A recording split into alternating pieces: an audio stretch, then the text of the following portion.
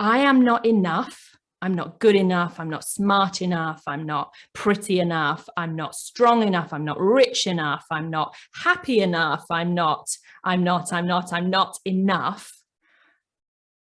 That's probably something you have heard at some point, right? And when I say that's probably something you've heard at one point, I'm not actually saying that's probably something you've heard from outside of yourself at one point, although maybe you have. But what I'm talking about more than that is that is probably something that your mind has brought you numerous times.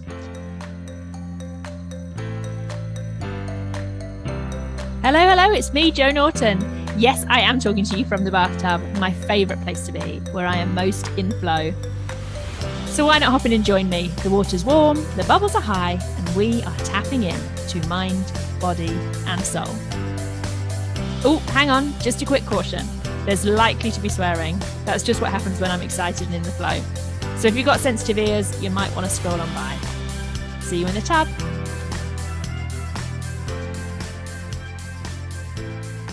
It's Tub Talks episode 3. What are we going to talk about today? What are we going to talk about today? Don't worry, I'm not asking you. I'm asking myself. And when I say myself, I mean, I'm asking my soul self. I'm asking my higher self. I'm asking the beautiful inner wisdom, the flow that flows through me, especially when I'm in the bathtub, which is obviously where I am right now. I'm asking that kind of part of myself, that version of myself, that me, what it wants to talk about. And there it is. There it is. It's just popped in. It's just popped in. And so what's just popped in? Yeah, I knew we were going to talk about this at some point. What's just popped in are the words, I am not enough. I am not enough. Those words have just popped in. And I'm going to tell you straight away, those words haven't just popped in because that's what I am thinking and feeling about myself. Those words have not just popped in because they are true, but that's kind of actually what the message is. That's actually what I want to talk to you about around this, because I am not enough. I'm not good enough. I'm not smart enough. I'm not pretty enough. I'm not strong enough. I'm not rich enough. I'm not happy enough. I'm not enough. That's probably something you have heard at some point, right? And when I say that's probably something you've heard at one point, I'm not actually saying that's probably something you've heard from outside of yourself at one point, although maybe you have. But what I'm talking about more than that is that is probably something that your mind has brought you numerous times, whether it's brought it to you in those specific words or whether it's just brought that energy of not enoughness.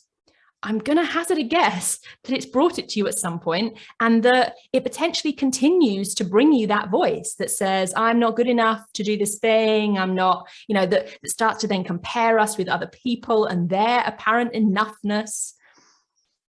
It's a classic human program. It's an absolute classic human program. Like, talk about, a pandemic, talk about a demic of whatever sorts. Like, this is the human version of something that is running absolutely rampant inside us, inside our culture, inside our society. And so when I just said actually about how you may or may not have heard it from outside of yourself, you may or may not have right now when I say I am not enough, when I say I'm not good enough, or you are not enough, you're not good enough, which I'm not truly saying to you, but just to see if that sparks anything in you, and recognize that you may even be hearing that in someone else's voice. You may be hearing that coming from the voice of, often it's going to be our mum, our dad, some sort of significant figure when we're growing up. You don't have to be, but that is potentially how you're hearing it. And whether that person or those people actually said those words to you or not, I'm going to just cut through some of the bullshit here and I'm going to say it. The only reason that any of us, me included, took on that as a belief, the only reason that any of us actually ever felt shitty about that, someone saying you're not enough, you're not good enough, you can't do this, the only reason is because we attached to it. We believed it to some degree, right?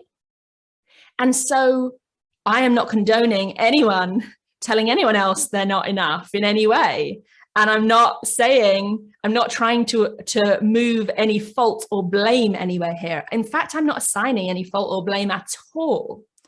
But what I am talking about is claiming that total self-responsibility for the fact that we are the ones that then get to choose what we attach and believe, what we attach to and what we believe. And of course, at a young age, that's fucking challenging. And so let's talk about now, right now, as an adult, whether we're still choosing to attach to and believe the mind when it brings us thoughts like that. Because the thing that I have recognized more and more and more to be true in myself and in all of the people that I work with is that there is only ever one reason why a thought, a belief like that causes us pain to the point where we actually start to suffer. We suffer over that pain that it brings. There's only one reason, because it's not fucking true. Just seriously hear that for a moment. We hear the voice inside saying, oh, I'm not good enough. I'm not good enough to do that. I'm not as good as her. I'm not as good as him. I'm not rich enough, not attractive enough, not clever enough, not outgoing enough, not friendly enough, not enough in whatever way. We hear that voice. And firstly, the first thing for us to notice is that when we hear that voice, we are often believing we are that voice. We're believing we are that voice. And so we're believing that whatever the voice brings us, like, must be true. That must be how I'm thinking and feeling, right? Because it's my voice. And actually, again, I'm going to call bullshit on that. The reason why it feels painful is because it is not your voice. It is not your true voice. It is simply a thought that has been compounded into a belief by being thought over and over and over again, that is then being shown to you just as an option. You know, what is a belief? A belief is something that started off just as a thought. And if you think about all the bloody random thoughts that pop into your head on a daily basis, right? There's so many of them that pop in that are just so kind of silly or nonsensical or nothing to do with anything. And so they just pop back out. That's what thoughts are designed to do. They're just random kind of options that are given to us that are supposed to pop in, pop out, pop in, pop out, flow in, flow out.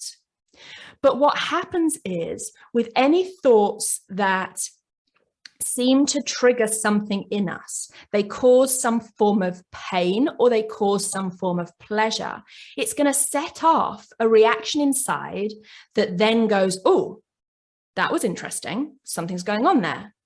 And so the mind says, oh, okay, well, let's just test this again. Let's just see if that was a one-off event that, like, some kind of trigger response, the feeling response was activated in response to this pain or pleasure. And so I'll send you that thought again and just see what happens. Oh, there it is again. Yep. There's that response again. And so I'll try it again, and I'll try it again, and I'll try it again. It's basically our minds trying to help us to make shortcuts. Our mind is trying to help us to make a shortcut. And so it is just testing something so that it can know whether we want that thing to be programmed inside us as a program, as a pattern, as a belief, as fact. It's trying to help us out with these shortcuts. And so eventually, after it's tested it a few times, or even, hundreds of times, it says, okay, this thing is useful to you, because it's obviously like you're trying to hold on to it.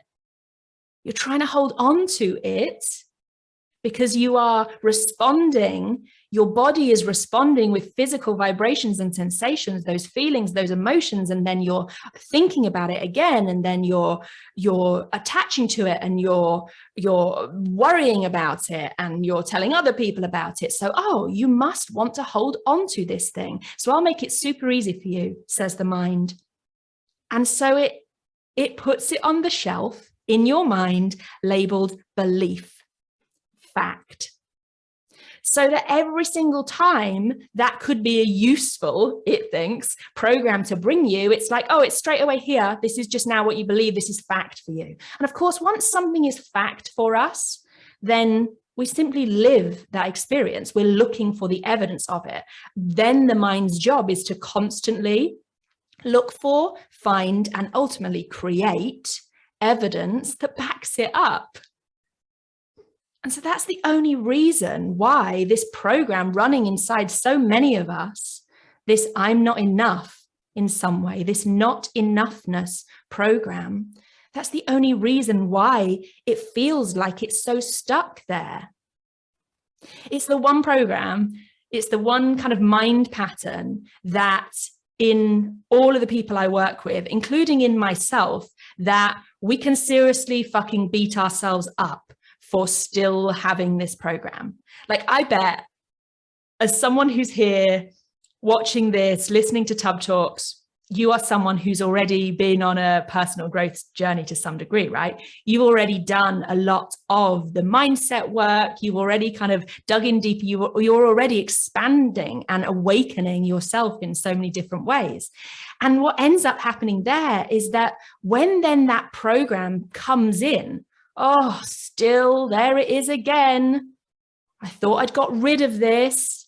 I've worked on my mindset around this. I've been to the coaches. I've seen the healers, and I'm still bringing this bloody program of I'm not enough. I thought I should have deleted it by now. Recognize what's going on there. Recognize what's going on there. Us bringing in the judgment from that conscious part of our mind, us judging ourselves for still being in this place, still struggling, still having those programs, that is just another way that our beautiful mind, our ego part of ourselves is trying to keep us safe and small by going, I'll just keep you like fearing, I'll keep you in worry, because that seems to be the easiest way to stop you from truly stepping out where it might be dangerous. That's what's going on when that happens. And so actually the first thing is just to recognize that we don't need to delete this program. We don't need to delete this program. Can we? Yeah, we absolutely can. I mean, that to me is where hypnosis, hypnotherapy, and kind of really deep ways of being able to talk to the subconscious can be really helpful.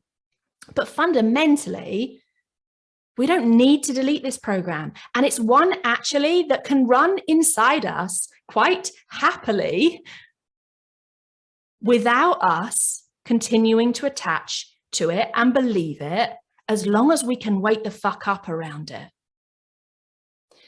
And so rather than bringing in our conscious mind to be the judger of it, to say this fucking program again, this running again, then this is the space where we bring in consciousness itself, where we bring in the soul, where we bring in our higher self, where we bring in a more limitless, open, expansive version of us, that electricity that runs through us. This is the time to bring in that self, to be able to notice that here it is again. Oh, thank you, mind, for bringing me this option. Thank you, mind, for showing me this program that's running that you love to just bring me and chat about. But actually, I'm okay. I'm okay. I can notice that you're bringing that voice to me, and I know I am not the voice. I am not the thoughts. I am not the mind thinking the thoughts. I am the observer of the mind thinking the thoughts. That is where the true power lies. And so I'm being guided to return to what is ultimately the absolute core and key to all of this. And it is the fact that when we think that, when we hear the voice that says, I am not enough, what happens? What happens? It feels fucking painful, right? It feels painful. And then from that pain, we start to judge and we end up suffering. And the mind tries to say it feels painful because it is true.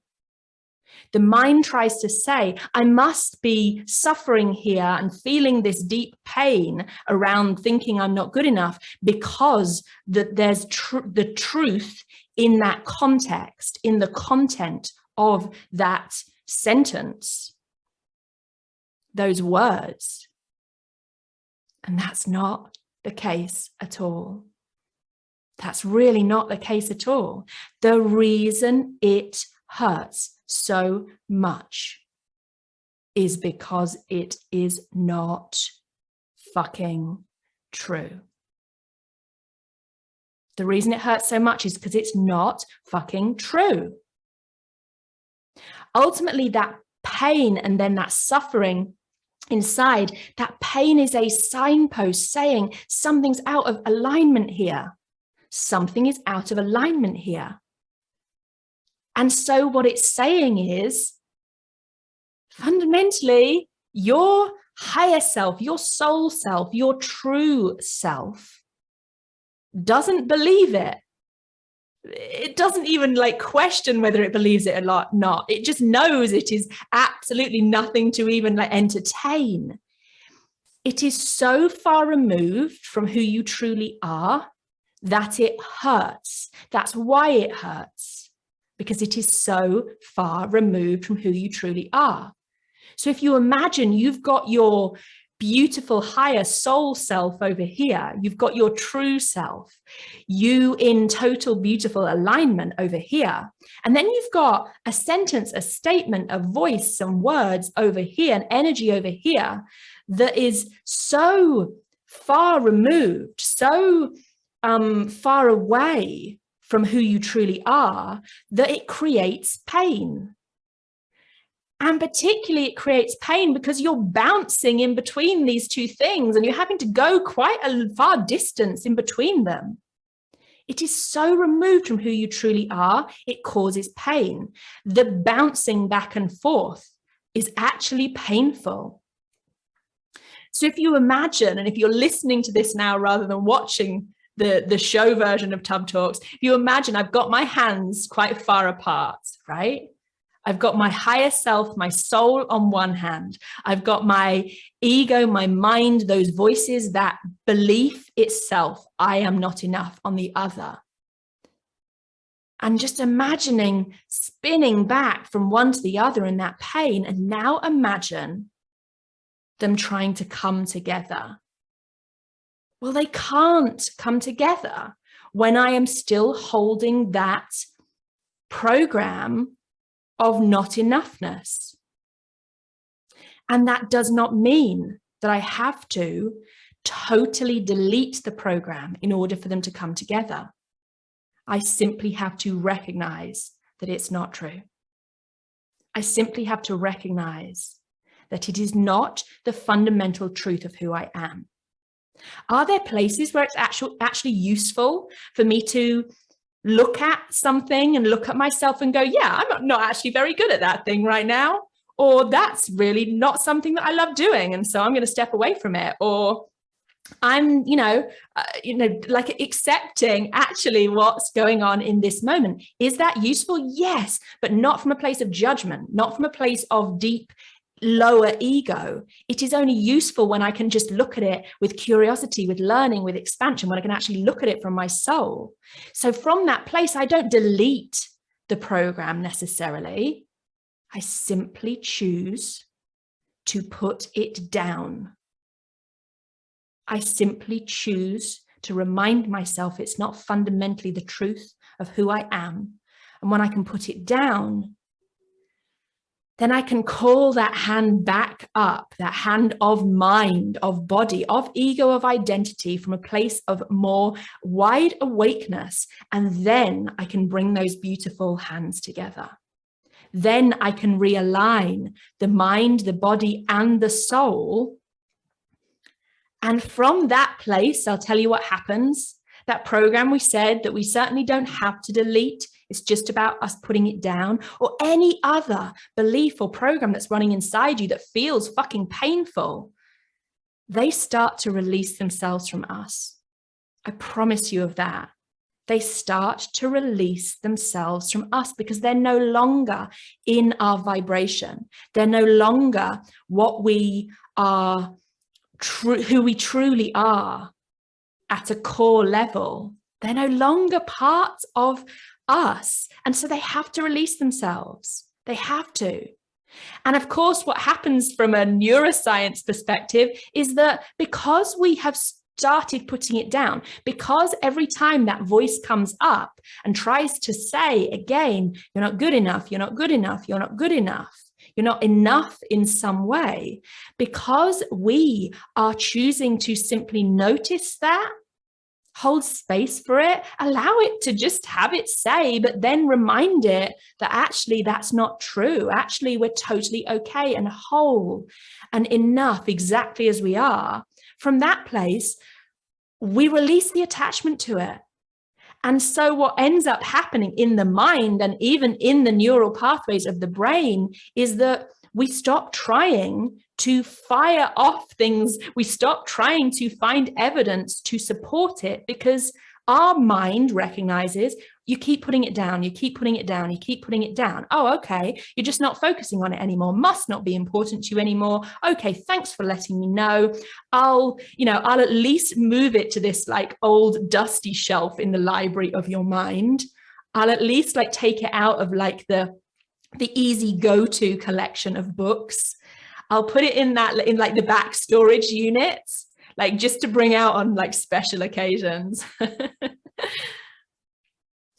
And actually, once it's been in there for long enough, we can recognize, and this is certainly what's true for me right now, we can recognize that even when our mind then wants to bring it to us, wants to try and find it, it goes into that like back storage room to try and find it. It's like, oh, hang on. I'm struggling to find it. Or I find it, but it used to be a massive, thick book with a hard cover. And now it is this tiny little thin paperback with dust all over it, just recognizing that it's kind of not been used in a long time. Maybe it's not needed anymore. That is the beauty of recognizing that any thought, any voice, anything that comes up in us, whether it be a thought or whether it be a feeling, that feels painful is simply a beautiful sign. And it's not a sign saying this thing is true. It's the total opposite. It is a sign that says you are out of alignment with yourself, with your true self, your higher self, your most limitless, beautiful self. This is fundamentally not true. This is not who you are. And this pain I am showing you so that you can recognize that and you can release at least the attachment to what I'm showing you.